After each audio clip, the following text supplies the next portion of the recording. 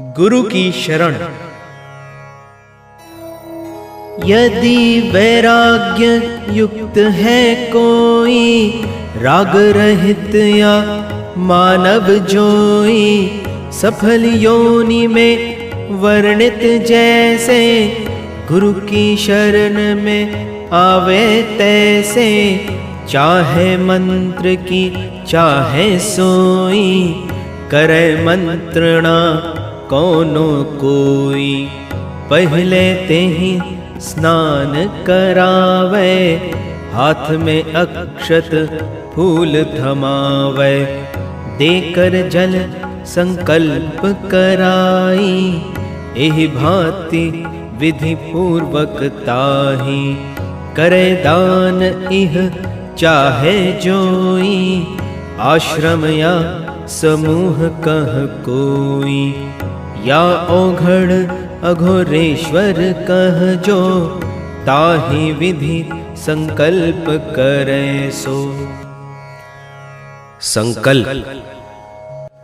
ओम हिरण्यगर्भा अघोरेश्वराय नमः।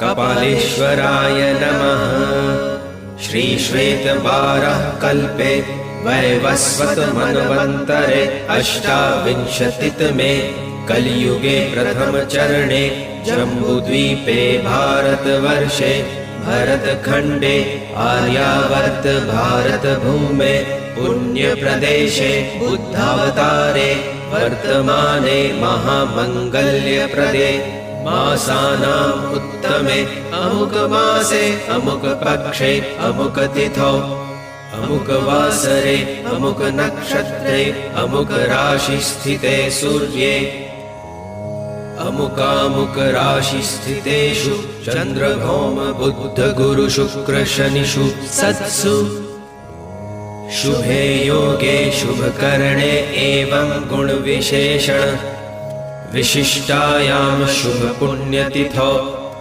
सकल शास्त्र श्रुति स्मृति अमुक गोत्रोत्पन्नः अमुक वर्मा अहं ममात्मनः सुपुत्रः पिता पितामहः अमुक वस्तुदेहि अहं गुरु सेवा निमित्तः गुरुवाणी ग्राह्यः।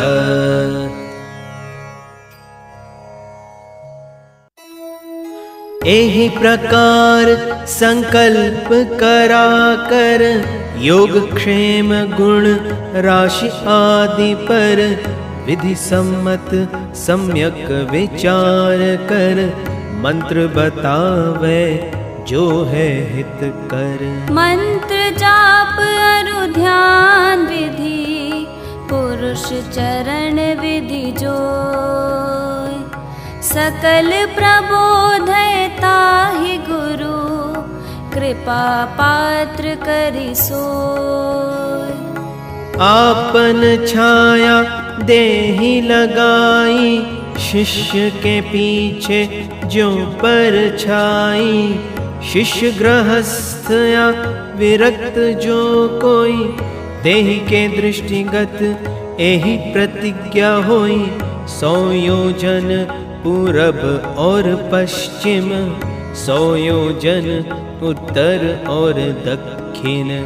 अगर निवास कतहु मम होई, रही है उहाँ जो प्राणी कोई। तिनके लिए हृदय में होई, मैत्री भाव छाणी नहीं कोई। क्रोध न आश्रय कबहु पाई, करहु प्रतिज्ञा हाथ उठाई। ह्रीं गुरुवे नमः। है आवर्तनी विद्या ही है।